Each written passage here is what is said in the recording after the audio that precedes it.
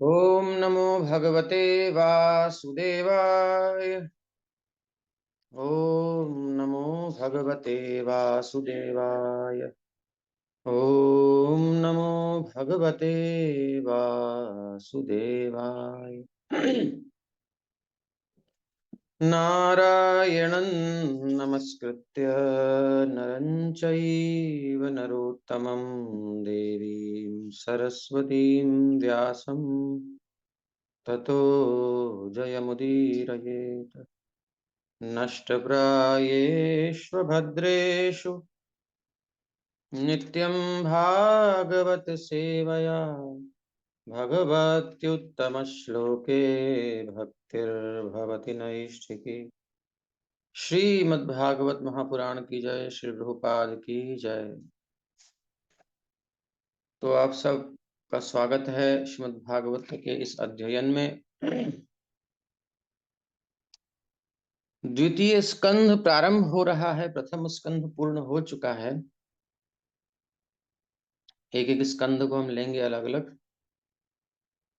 तो आप सबका प्रथम दिवस पढ़ के आया करिए और अच्छा रहेगा।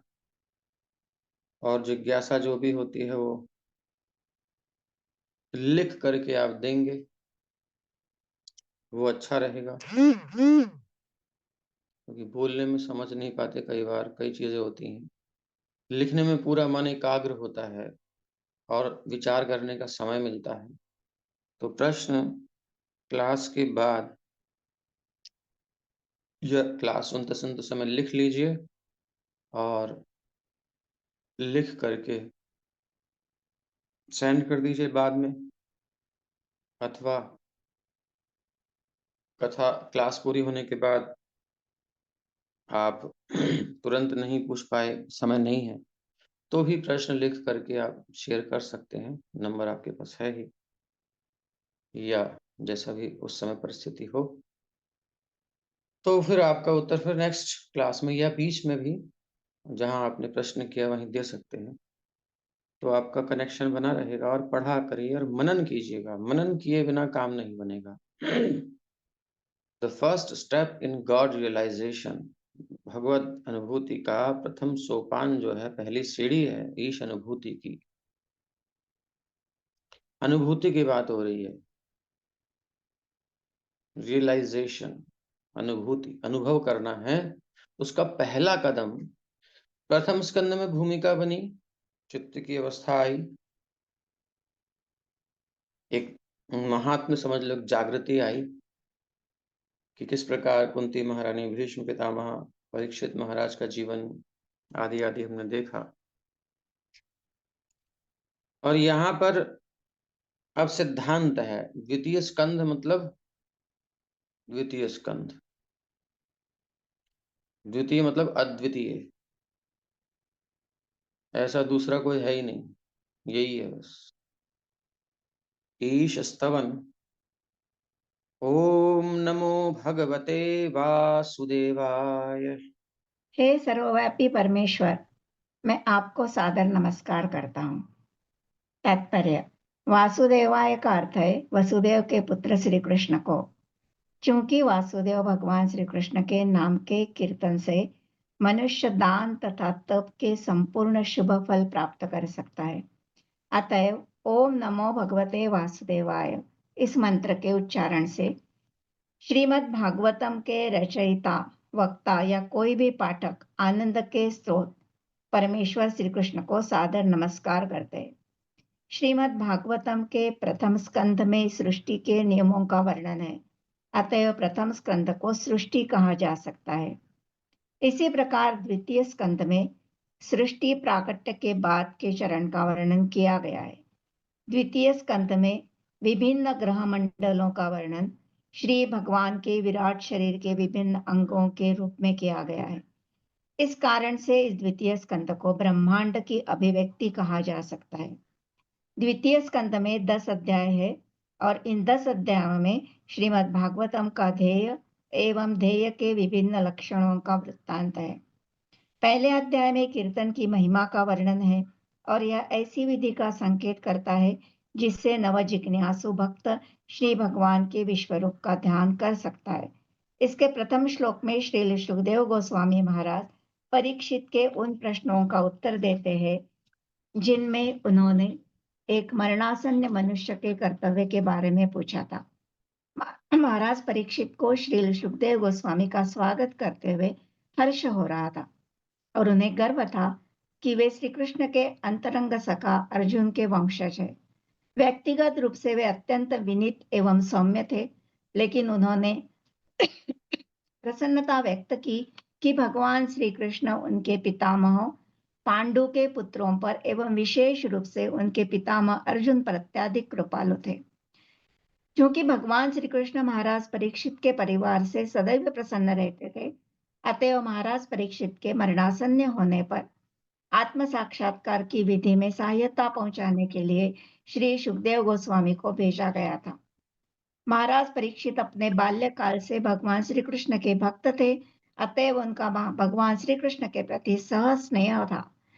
श्री सुखदेव गोस्वामी उनकी इस निष्ठा से परिचित थे, अतएव उन्होंने राजा के कर्तव्य के विषय में किए गए प्रश्नों का स्वागत किया।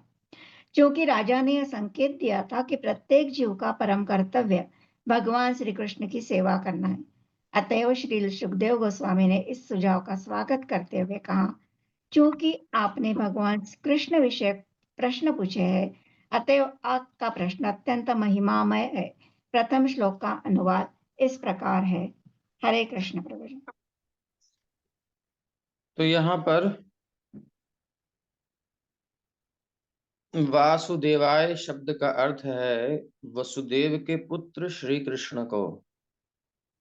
अब जैसे ही ये बात कही जाती है तो कुछ लोग ये सोचते हैं कि ये तो वसुदेव के पुत्र हो गए, वो सर्वव्यापक तत्व है और वो एक जगह पर सीमित हो गया, ये भगवान कैसे हो सकता है? यहाँ बुद्धि आकर अटक जाती है। और ये अनुभूति भी उनको हो नहीं पाती है ये स्टेटमेंट सुन करके या इसको अपने हिसाब से लेकर के फिर उसका अर्थ करते हैं कि वो एक सीमित जगह नहीं है। संस्कृत के आधार पर या व्याकरण के आधार पर कैसे करके इसको विस्तृत कर देंगे कि भले वो समग्र वसुदेव जो है वो क्या है? वसुदेव विशुद्ध सत्वम वसुदेव शब्दितम, जो विशुद्ध सत्व है वही जो है वसुदेव नाम से विख्यात है और उसमें जो एग्जिस्ट करता है, उसमें जिसकी अनुभूति होती है उसे वासुदेव कहते हैं। तो इस प्रकार से एक दूसरा अर्थ है ये, लेकिन वही है ऐसा ठीक नहीं है, क्योंकि ऐसा कोई स्थान है नहीं जहां भगवान न हो।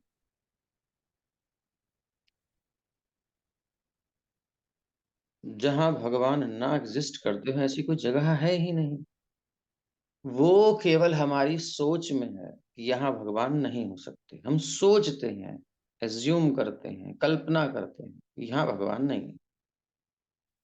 जैसे गुरुजी ने शिष्य से कहा, बेटा ये आम लो और ऐसी जगह जाकर के खाना जहां तुम्हें कोई ना देख रहा हो। सब शिष्यों ने जाकर, किसी ने पेड़ के ऊपर चढ़ करके, किसी ने गुफा में बंद हो करके, किसी ने कहीं खा लिया। एक चेला लेकर के आ गया वापस, बोले तुमने नहीं खाया? बोले सबने खा लिया। बोले मैं जहां जाता था वहां देखता था कि भगवान तो मुझे देख ही रहे हैं, सो मैंने नहीं खा पाया। आपने कहा था कोई ना देखे, ऐसी जगह तो कोई है ही नहीं जहां भगवान से छुपी हुई है, तो सभी जगह देख रहे हैं। तो यद्यपि वसुदेव शब्दतम विशुद्ध सत्व की वार्ता की गई और वहां जो हमको दर्शन देते हैं या वहां जिनकी अनुभूति होती है वह वासुदेव कहलाते हैं, वह भी ठीक है। लेकिन यह भी ठीक है, क्योंकि यह जो स्थान है, यह स्थान कैसे बच गया? यानी कि वो किसी के पुत्र नहीं हो सकते क्या? उनकी भगवत्ता में हानि हो जाएगी क्या? अगर ऐसा होता है तो वो भगवान किस काम के? फिर वो सर्वव्यापक तत्व किस काम का जो एक ही स्वरूप में रह सकता है? अवतारा ह्यसंख्येया, वो अपनी उस महिमा में भी स्थित रहते हैं और इस महिमा में भी स्थित रहते हैं, वो सब कुछ कर सकते हैं। भगवान की परिभाषा तो तभी पूर्ण होती है। तो इसलिए भगवान का व्यापक रूप भी है, भगवान का एक देशीय रूप भी है, सर्वव्यापक रूप भी है, दोनों एक साथ हैं, अलग-अलग नहीं है। अलग करने पर समस्या हो जाएगी। इसलिए ये ना सोचें कि वो वसुदेव के पुत्र रूप में यदि उत्पन्न हो गए, ऐसा हमको लग रहा है कि वो उत्पन्न हुए, पैदा हुए हैं, बल्कि प्रकट हुए हैं, ऐसा कहना चाहिए। जैसा कि दशम स्कंध में देखते भी हैं। तो वो उतने ही नहीं हो गए, उसी समय वो सर्वव्यापक भी हैं। सबके हृदयस्थ परमात्मा स्वरूप स्थित भी हैं और एक कुंती महारानी के सामने, युधिष्ठिर महाराज के सामने, पांडवों के सामने, सब भक्तों के सामने भी हैं। वही तत्व है, अद्वय। इसी को कहा गया है वदन्ति तत्तत्त्वविदस्तत्त्वं यज्ज्ञानमद्वयम्। ये ज्ञान जो है, ये तत्व जो है, अद्वय तत्व है, दो नहीं है ये। आभास होता है कि ब्रह्म इति परमात्मा इति भगवान इति, कोई कहता है ब्रह्म है, कोई कहता है परमात्मा है, कोई कहता है भगवान है। ये तीनों एग्जिस्ट करते हैं और सेम टाइम एक साथ एग्जिस्ट करते हैं। जब वह भगवत रूप में अनुभूत होते हैं तो ऐसा नहीं कि उनका परमात्मा अथवा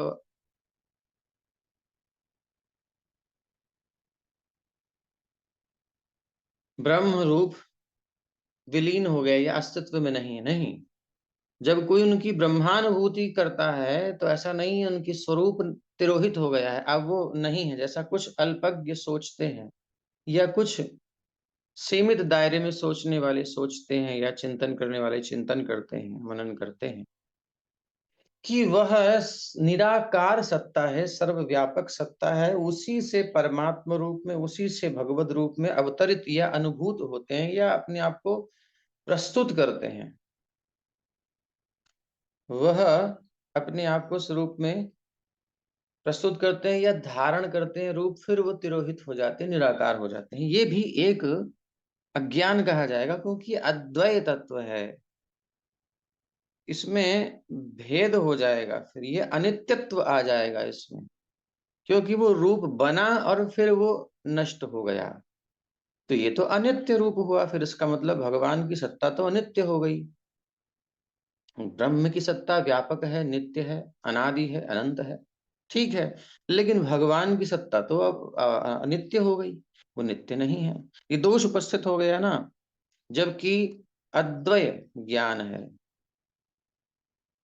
वदन्ति तत्तत्त्वविदः तत्त्वं तत्तत्त्वं तत्त्वविदः वदन्ति, तत्त्वविदः वदन्ति। जो तत्व के जानने वाले हैं उस परम तत्व को, उसको बहुधा वदन्ति, बहुत प्रकार से वर्णित करते हैं। तो वदन्ति केन रूपेण वदन्ति, किस रूप में वर्णित करते हैं? सब लोग जो तत्वविद हैं वो कहते हैं ब्रह्म इति, भगवान इति, परमात्मा इति। जिसकी पहुंच ब्रह्म तक या जिसकी रुचि ब्रह्म में, वो ब्रह्म इति कहता है, वो भी ठीक है। परमात्मा इति, परमात्मा प्रेमी कहता है, वो भी ठीक है। और भगवान इति, भगवत प्रेमी भगवत इति कहता है। तो जो ब्रह्मानुभूति तक अटका हुआ है वो उसी को परम मानता है, इति। बस यही हो गई इति, इससे अड़कर कुछ नहीं है बढ़कर, सबका सार यही है, यही डेस्टिनेशन है। ऐसे ही परमात्मा इति वाला, ऐसे ही भगवान इति वाला। लेकिन अंतर है, ऐसा वर्णित किया गया है आचार्यों द्वारा। जिस प्रकार सूर्य का उदाहरण दे करके भागवत को यदि सूर्य रूप में लिया जाए, क्योंकि यह सूर्य के रूप में भी इसकी उपमा दी गई है,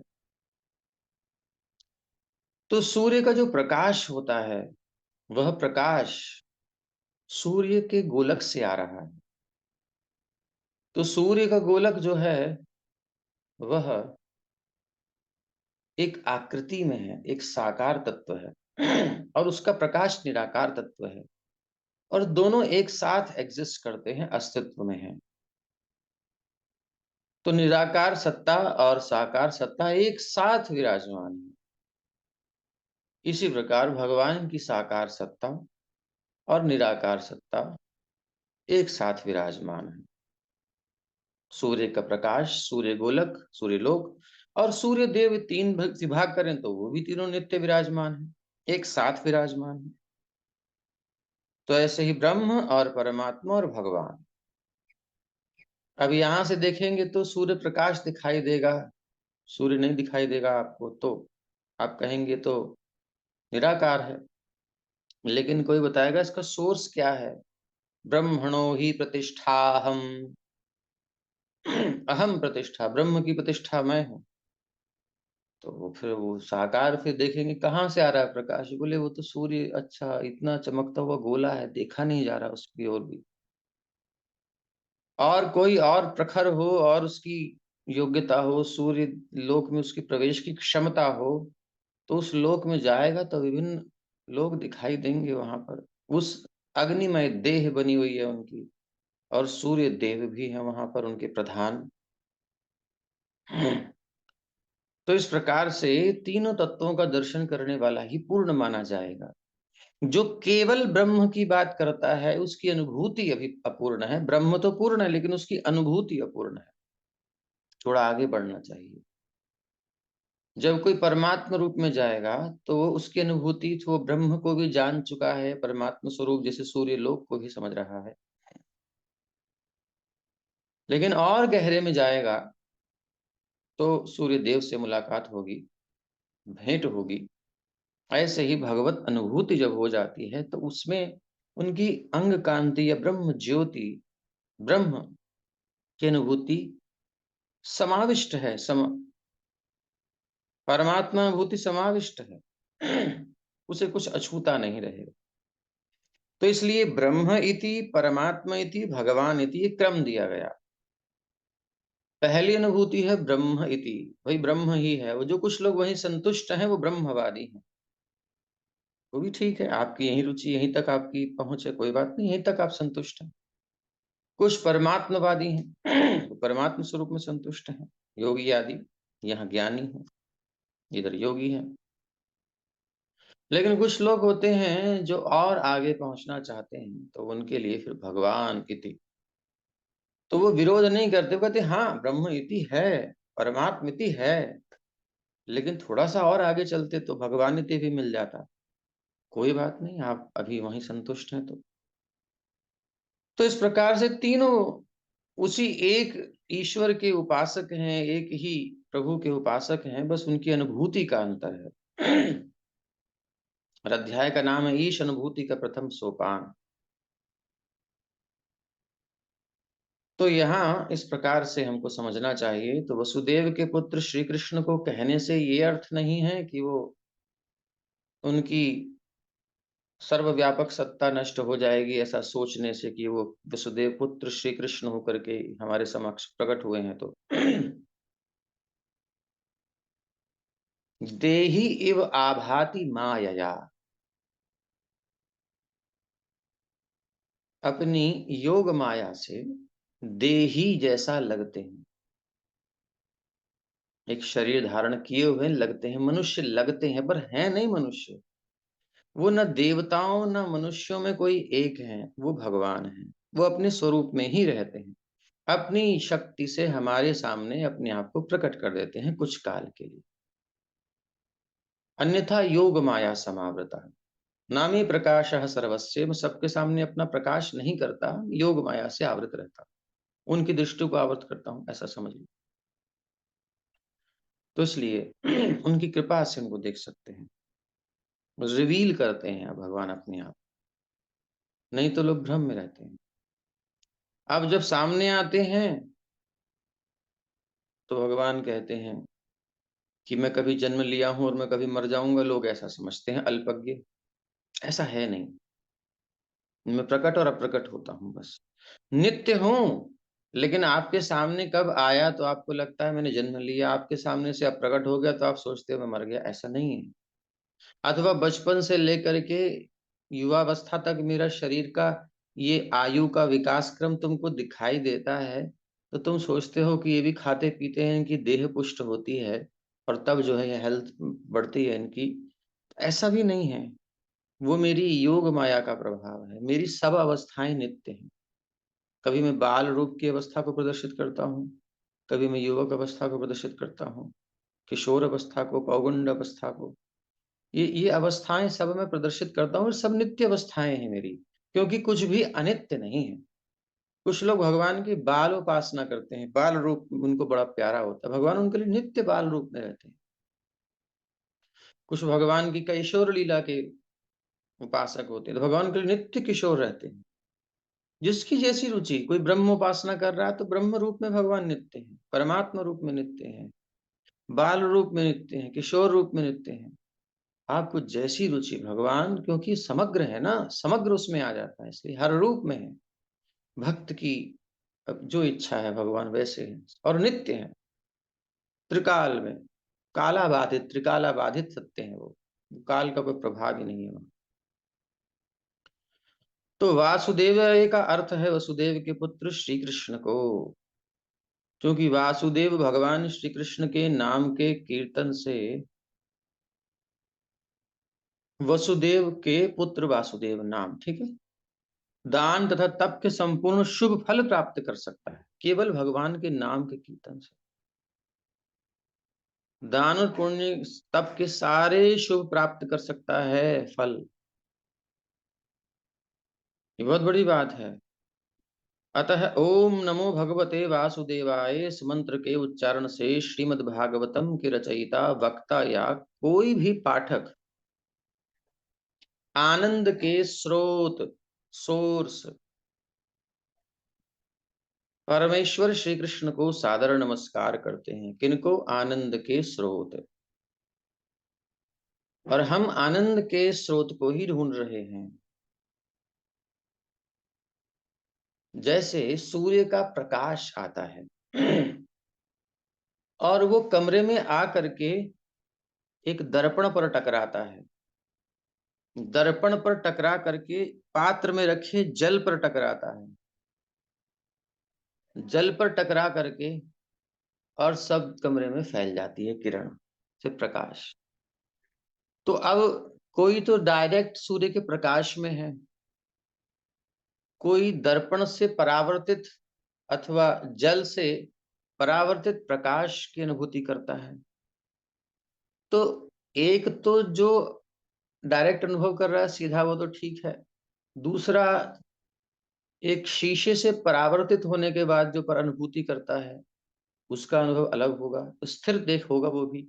लेकिन जो जल में से परावर्तित हो रहा है, उस जल में थोड़ा कंपन वायु के कारण हो सकता है, तो वो जो है अस्पष्ट और कांपता हुआ जो है उसका प्रकाश दिखाई देगा, चंचल दिखाई देगा। यद्यपि मूल रूप से स्थित स्थित है, स्थिर है और उतनी प्रत्यक्ष इतनी स्पष्ट अनुभूति नहीं होगी उसको। तो ऐसे ही आनंद कंद श्री कृष्ण चंद्र हैं, सच्चिदानंद रूपाय। लेकिन जब वो इस माया में या किसी और स्थिति में उनकी अनुभूति होती है, सीधा उनका अनुभव नहीं होता। अथवा यूं समझो कि विषयों में जो हमको एक सुख की अनुभूति होती है, तो वो चंचल होती है, क्योंकि वो मूल स्रोत विषय नहीं है सुख के। वो ब्रह्म अनुभूति परावर्तित होकर के आ रही है इन विषयों में, जैसे जल में से परावर्तित होकर के प्रकाश आए। तो मूल स्रोत तो आनंद का श्री कृष्ण ही है, भगवत अनुभूति ही है, भगवान ही है। अनुभूति से ही सुख मिल रहा है, लेकिन भ्रम हो रहा है कि इन विषयों से मिल रहा है। जैसे कोई सोचे कि भाई जल के पात्र में से परावर्तित हो रही हैं किरणें, यहीं से आ रही हैं, लेकिन जल के पात्र में कहाँ से आ रही हैं? वो एक शीशे से टकरा करके किरणें आ रही हैं। तो जो पीछे जब जाएंगे तो कमरे में प्रकाश कहाँ से आ रहा है? अच्छा, ये प्रकाश ये आ रहा है इस जल से। अच्छा, जल से प्रकाश आ रहा है। नहीं नहीं, जल कोई स्रोत नहीं है प्रकाश का, और उसमें भी कांपने वाला। अच्छा, इसमें जल में भी कहीं से हाँ, कहाँ से? बोले शीशे से किरण आ रही है। अच्छा, तो शीशा स्रोत है। बोले शीशा भी स्रोत नहीं है। शीशे के पास कहाँ से आ रही है किरण? सूर्य से आ रही है, तो सूर्य स्रोत है। तो ऐसे ही संसार में हम जो भी अनुभूति करते हैं उसके मूल कारण तो भगवान ही हैं, ब्रह्म ही है मूल कारण। जन्माद्यस्य यतः, जिससे सब कुछ उत्पन्न हुआ है। लेकिन मूल रूप में बड़ा मधुर होता है, स्पष्ट होता है, प्रखर होता है, जब वो परावर्तित होकर के या किसी और माध्यम से हमारे पास पहुँचता है, हम उसकी अनुभूति करते हैं, तो किसी और ही रूप में हो सकता है। अल्प रूप में हो सकता है, और वो भी चंचल रूप में जल के माध्यम से मिले तो, और अस्पष्ट रूप में हो सकता है। इसी प्रकार से भगवान जो हैं आनंद के स्रोत हैं। और इस मंत्र के द्वारा उन आनंद कंद को प्रणाम कर रहा है रचयिता व्यासदेव, अथवा वक्ता शुकदेव, अथवा कोई भी पाठक, हम सब आनंद के स्रोत परमेश्वर श्री कृष्ण को सादर नमस्कार करते हैं। तो आनंद का स्रोत वही है। इसलिए कहीं से भी आपको तनिक भी सुख मिल रहा हो, मिश्र सुख मिल रहा हो, चंचल सुख मिल रहा हो, चपल सुख मिल रहा हो, थोड़ा गाढ़ा सुख मिल रहा हो, कैसा भी सुख मिल रहा हो, कुछ भी अनुभूति हो रही है, उसका आनंद का स्रोत मूल तो कृष्ण है। और उस आंशिक या चपल सुख के लिए भी हम अटक जाते हैं संसार में और फंस जाते हैं। यही माया का जाल है, यही भ्रम है। रत्ती भर सुख नहीं है संसार में, विषयों में।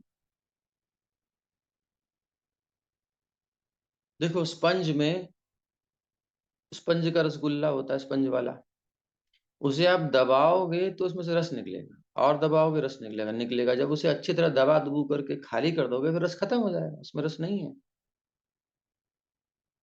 वो रस का स्रोत नहीं है, उसमें रस कहीं से आया है। कहाँ से आया बोले, उसे रस में फिर डाल दो, फिर वो पी जाएगा, पी करके फिर तुम उसे निकालो, आ जाएगा। तो इसी प्रकार से विषयों में रस नहीं है, संसार के किसी पदार्थ में रस नहीं है। मा-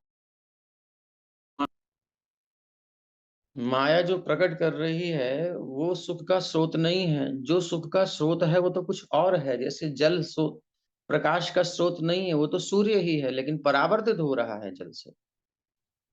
रसगुल्ला स्रोत नहीं है, वो तो उसमें कहीं से आ रहा है। तो दोनों को जोड़ लेंगे तो समझ जाएंगे, एक ही उदाहरण पर्याप्त नहीं होता।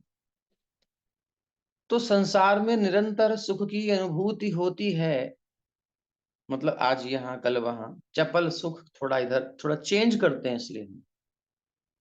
तो एक रसपंज से जब रस निकल गया रसगुल्ले से, तो फीका लगता है, उसमें रस नहीं है, सूख गया। तो दूसरे रसगुल्ले पर जाते हैं, तब तक इसको जो है डुबो दिया जाए, फिर उसको लिया जाए, ऐसा समझ लो चाहे। कहने का अभिप्राय केवल इतना है कि संसार में चपल सुख है। वो चपल सुख जिस वस्तु, व्यक्ति, परिस्थिति, काल, मनोवृत्ति से अनुभूत होता, हमें अनुभव होता है, वो उसका मूल कारण नहीं है। वह तो सेकेंडरी कॉज है, द्वितीय कारण है, या तृतीय या चतुर्थ, जो भी उसमें स्थिति हो उसकी। मूल कारण तो भगवान ही है, श्री कृष्ण ही है। और वही आनंद हमें सब अपनी तरफ खींच रहा है। कहीं भी हम किसी विषय से आकृष्ट हो रहे हैं, उसका कारण एक है कि कुछ सुख, कुछ शांति, कुछ तृप्ति, कुछ अनुभूति, आनंद, वही हमें कर्षित कर रहा है, खींच रहा है। इसलिए हम उस जाल में फंस जाते हैं, उस आनंद के लोभ से, और जाल में फंस जाते हैं। और उसके कारण हमें पीड़ा की अनुभूति होती है बाद में। तो थोड़ा विचार करें और जानें, यही कह रहे हैं, ओम नमो भगवते वासुदेवाय। आनंद के स्रोत श्री कृष्ण हैं।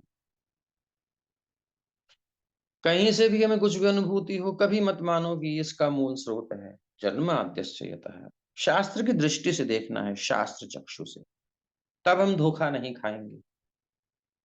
और फिर हमें वापस उस मूल स्रोत की ओर चलना है। यही जीवन का चरम लक्ष्य है।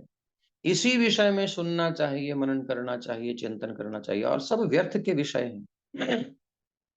मूर्खतावश हम सब लोग सब विषयों में फंसे हुए हैं। इसलिए शीघ्रातिशीघ्र इससे मुक्त होकर के इसी विषय में लगना चाहिए। सनातन गोस्वामी पाद अपनी जो है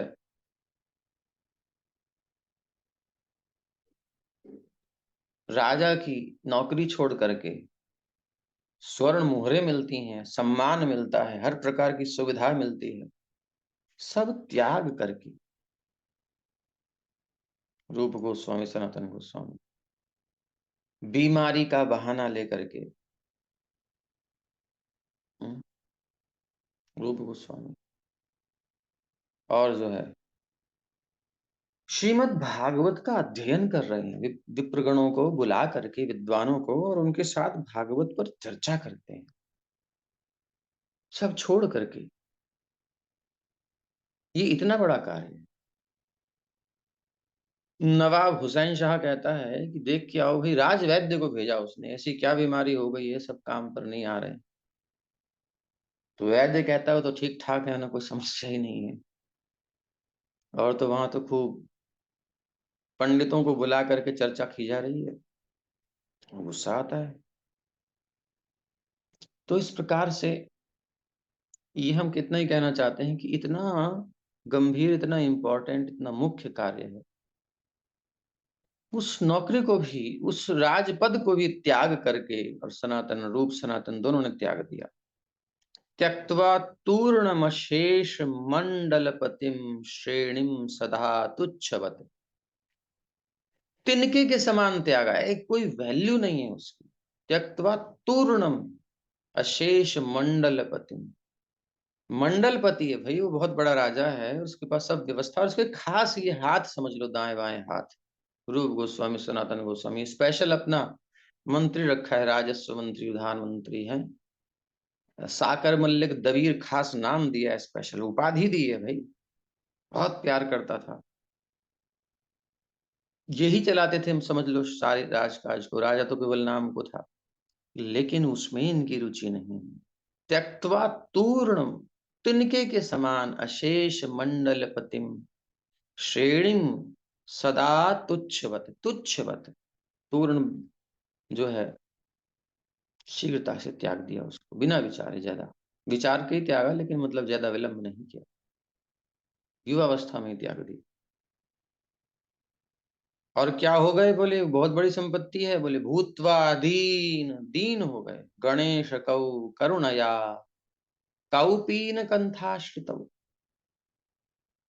कौपीन और कंथा धारण करते हैं, एक वस्त्र बस अपने गुप्तांग को ढकने के लिए, सबसे छोटा, अंडरवियर में भी ज्यादा कपड़ा लगता है। कौपीन तो केवल दो पट्टी होती है, बस ढक लिया, और ऊपर से एक वस्त्र, जैसे हम गमछा पहनते हैं, तौलिया, ऐसा, वो भी घुटनों से ऊपर, इतना छोटा कपड़ा शरीर ढकने के लिए। और कभी सर्दी आदि हो तो एक थोड़ा सा कंथा, एक गुदड़ी, अदरवाइज कुछ नहीं। और एक कमंडल, बस हो गया काम। कौपीन कंथाश्रितौ, बस यही आश्रय, सब त्याग दिया। अब हम सबकी आंखें फट जाएंगी, ये क्या है, बोले यही है। जिसने मूल स्रोत को पकड़ना है, वो स्थूल को छोड़ेगा। वंदे रूप सनातनौ रघुयुगौ श्री जीव गोपाल कौ। षड गोस्वामियों ने ये आचरण सिद्ध करके, जीवन में आचरण करके दिखाया है।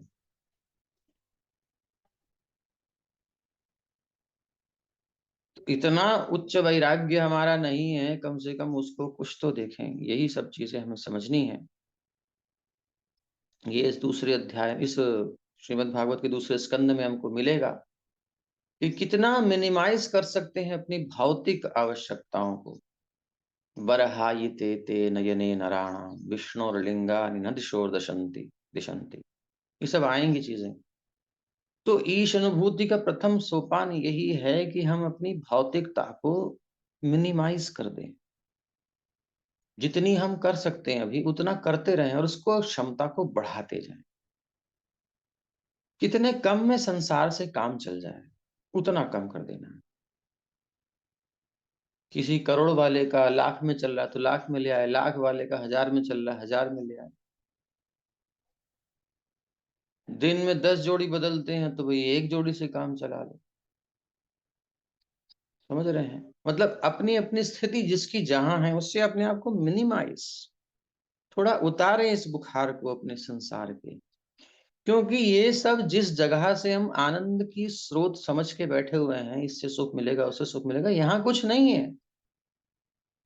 केवल जीवन जीने के लिए जितनी आवश्यकता है उतना ही धारण करना है, अतिरिक्त की आवश्यकता क्या है?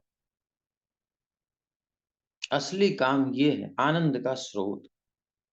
स्रोत वो नहीं है जब हमें पता चल गया तो अब उस असली स्रोत को खोजना है, क्योंकि वही तो खींच रहा है कर्षति।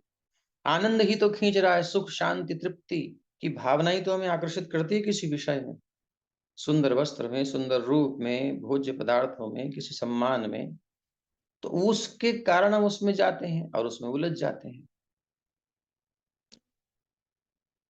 पीड़ा भी होती है उसमें। तो जो खींच रहा है वो ये नहीं है, वो मूल स्रोत कोई और है, वो है कृष्ण। इसलिए उनका नाम है कृष्ण, क्योंकि वो कर्षति, सबको खींच रहे हैं, और जो हमको खींच रहा है वो आनंद है, और आनंद के स्रोत हैं कृष्ण।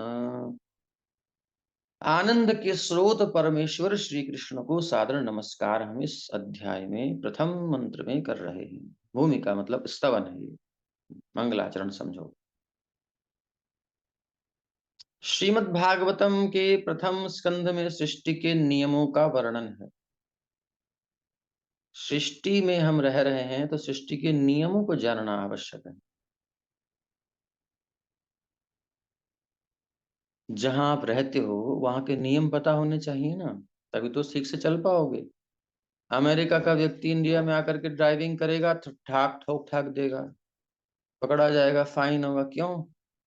क्योंकि वहां राइट हैंड में, यहाँ लेफ्ट हैंड में चलाई जाती है। यहाँ का व्यक्ति वहां रूल नहीं समझेगा, अपने रूल से चलेगा तो वहां उसको फाइन लग जाएगा। जहां आप रहते हैं वहां के रूल समझने पड़ेंगे। तो अब भौतिक क्षेत्र में हम, भौतिक प्रकृति में, भौतिक जगत में रह रहे हैं तो यहाँ के नियम समझने पड़ेंगे। तो प्रथम स्कंध में सृष्टि के नियमों का वर्णन हमने सुना, इसलिए प्रथम स्कंध को सृष्टि कहा जा सकता है। इसी प्रकार द्वितीय स्कंध में सृष्टि के प्राकट्य के बाद के चरण का वर्णन किया गया है, उसके बाद क्या हुआ। द्वितीय स्कंद में विभिन्न ग्रह मंडलों का वर्णन है, यानी कैसे ग्रह बने, सब कुछ हुआ।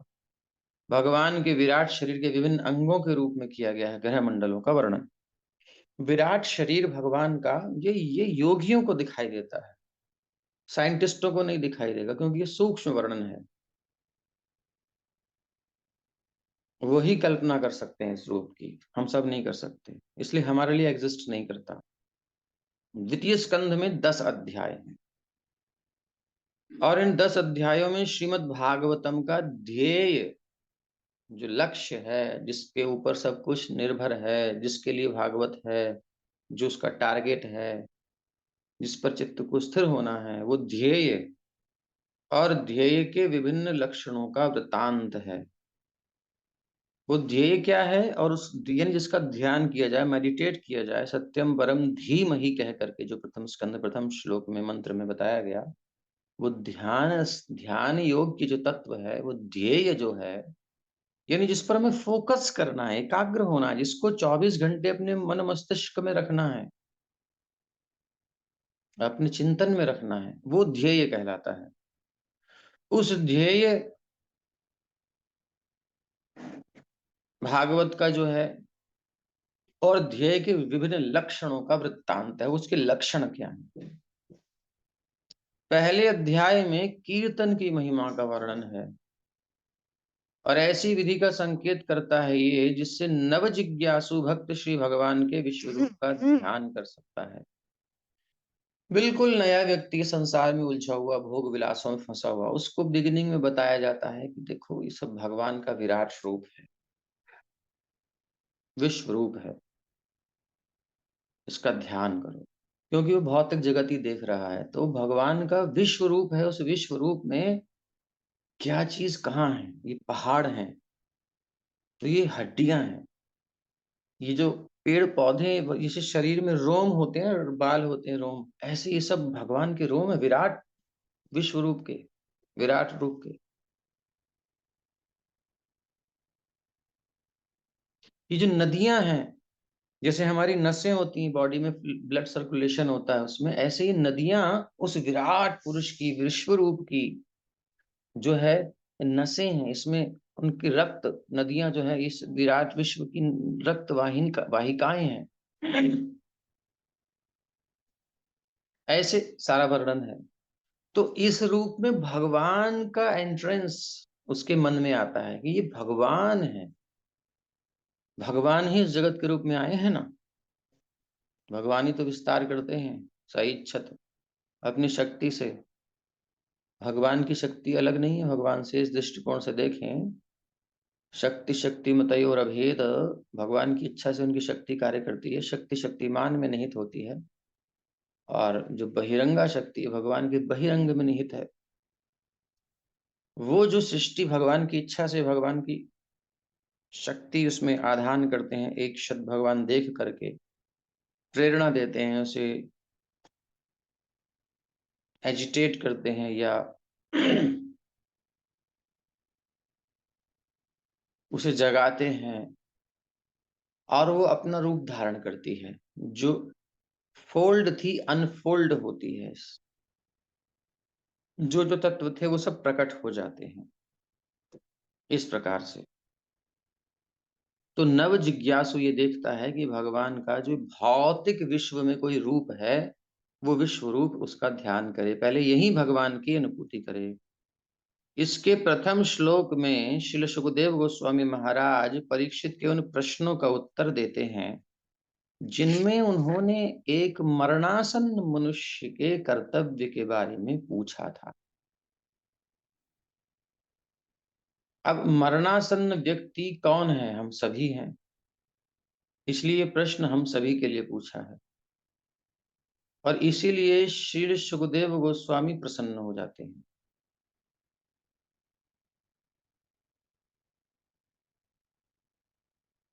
सुखदेव जी का स्वागत करते हुए हर्ष क्यों हो रहा है? क्योंकि अर्जुन के वंशज हैं, पांडवों के वंशज, जो भगवान के प्यारे हैं, और इसीलिए भगवान ने सुखदेव गोस्वामी को परीक्षित जी की रक्षा के लिए भेजा।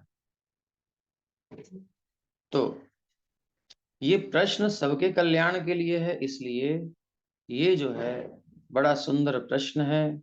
ये सुन करके जो है हमारे सुखदेव गोस्वामी हो जाते हैं आनंदित, स्वागत करते हैं इसका। अगले श्लोक में वरीयानेश ते प्रश्न कृतो लोकहितो नृप आत्मवित् सम्मतः पुंसाम श्रोतव्यादिषु यः परः। तो क्या कहते हैं? क्योंकि आपने भगवान कृष्ण विषयक प्रश्न पूछे हैं, अतएव आपका प्रश्न अत्यंत महिमामय है, अत्यंत महिमामय है, इससे बढ़कर किसी की महिमा नहीं हो सकती। ऐसा प्रश्न जो होता है, वक्तारम श्रोत्रकम पृच्छकम, ऐसा प्रश्न ही सुनने योग्य है, ऐसा प्रश्न ही कहने योग्य है। जो आप पूछ रहे हो वही सही प्रश्न है, वही उत्तर में अब मैं दूंगा, इसको ही सुनना है, इसी को पूछना चाहिए किसी से। हमें क्या करना चाहिए? ठीक है, लेकिन मैं मरने वाला हूं तो मुझे क्या करना चाहिए? मरने वाले को पहले तो मृत्यु का उपाय करना चाहिए ना, अमृतत्व को प्राप्त करना चाहिए ना। मृत्युर्माम मृतंगमय, मृत्यु में ना पड़े, अमृत की ओर अमृतत्व को प्राप्त करें। तो जो मृत्यु के मुख में है वो पहले ये सोचेगा कि मृत्यु से बचूं कैसे। हम अनुभूति नहीं करते कि हम काल के गाल में हैं, मृत्यु के मुख में हैं।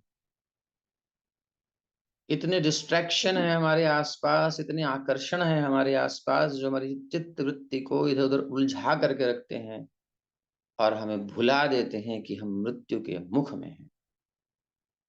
यद्यपि जिस प्रकार सर्प शनैः शनैः मेंढक को या किसी जीव को अपने अंदर समेटता जाता है, निगलता जाता है, कुछ समय लगता है, वो आराम से मेंढक की टांग पकड़ता है। एक वीडियो देखा था, उसमें कोई पक्षी मेंढक के मुंह में चोंच से मुंह को पकड़ के खींचता है, जोर से खींचता है, लेकिन खींच नहीं रहा है। शुरू-शुरू में देखा तो समझ में नहीं आया ऐसे कैसे मेंढक के अंदर ताकत आ गई, इतना बड़ा पक्षी खींच रहा है, वो खींच नहीं रहा। बाद में देखा उसका पैर जो थे वो साँप के मुँह में थे। अब इतना बड़ा साँप पीछे है, तो मेंढक को कैसे खींच लेगा? उसने उसे पकड़ के रखा हुआ है। छोड़ नहीं रहा लेकिन निगला नहीं है अभी वो टाइम लग रहा है, टर-टर कर रहा है, देख रहा है इधर-उधर और कोई कीड़ा आता है, उसको जीभ से पकड़ के खा भी रहा है। मुँह में भी है साँप के और खा भी रहा है और वो चोंच का दुःख भी झेल रहा है, प्लस भोजन का स्वाद भी ले रहा है और टर-टर बोल भी रहा है और मृत्यु के मुँह में भी है। बस इसी प्रकार से काल व्याल मुखग्रास काल के काल रूपी सर्प के मुख का ग्रास हम सब बने हुए हैं और उसका त्रास भी भोग रहे हैं, लेकिन उसके साथ आनंद भी मना रहे हैं, भोजन कर रहे हैं, नाच-कूद रहे हैं, सब चल रहा है। इसका त्रास हमें है, लेकिन लोग कहते हैं भूल जाओ, इतना टेंशन मत लो। इस त्रास का निवारण करने का उपाय कोई नहीं कहता। भागवत उसी के लिए है, त्रास निर्णाश हेतवे। इस त्रास से बचने के लिए क्योंकि ये त्रास एक्चुअली शरीर के कारण है, माया में मन के कारण है, एक भ्रम के कारण है, उससे निकलना है। जिस प्रकार सर्प मेढक को पकड़ता है, उसी प्रकार हमारे शरीर को भी काल रूपी सर्प ने पकड़ा है। ये सब नष्ट कर रहा है शरीर और एक दिन क्षीण हो जाएगा, गिर जाएगा। लेकिन हमें नहीं पकड़ सकता, जो उस शरीर के अंदर चेतना शक्ति है, चेतन शक्ति है, उसको नहीं पकड़ सकता। उसी को हमें समझना है कि मैं कौन हूँ, यही भागवत का उद्देश्य है। और अंत में सुखदेव जी यही कहेंगे, त्वम तु राजन मरिष्यसि पशु बुद्धिम इमाम जहि। अरे इस सर्प ने, काल सर्प ने शरीर को पकड़ा है, तुम्हें नहीं पकड़ सकता, तुम अपने को जानो और मुक्त हो जाओ। तो इस बुद्धि को त्याग दो और फिर ऐसा जीवन उस जीव का अंतिम जीवन होता है, क्योंकि जिसको ये अनुभूति हो जाती है कि मैं ये शरीर नहीं हूँ, मेरा संसार से कोई अभिप्राय नहीं है, न मेरा कुछ नष्ट हुआ, न मुझे कुछ प्राप्त हुआ, न मेरा अपमान हुआ, न मेरा सम्मान हुआ, न कुछ लाभ हुआ, न कुछ हानि हुई, सब व्यर्थ का कार्य है, कुछ मतलब नहीं है इन सब से। ये तो शारीरिक तल पर, शारीरिक स्तर पर, मानसिक स्तर पर हम सब अनुभूति करते हैं।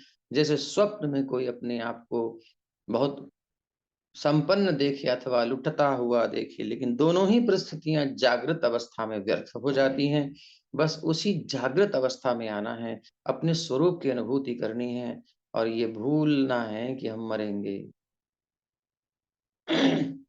मतलब वैसे नहीं भूलना है, जब तक शारीरिक चेतना में तब तक याद रखना है शरीर नष्ट होगा, लेकिन आत्म स्थिति में आने के बाद कभी मरेंगे ही नहीं, शरीर मरता है।